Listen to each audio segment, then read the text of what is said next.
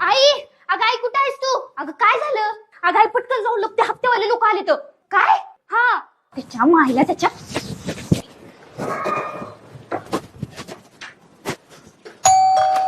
बोला ना दादा.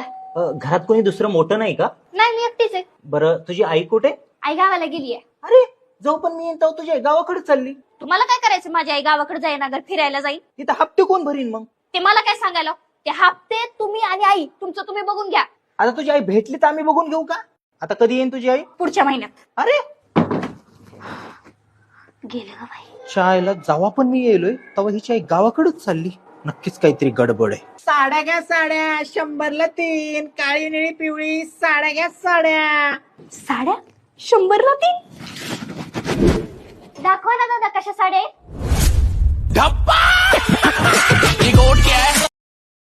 Download ShareChat.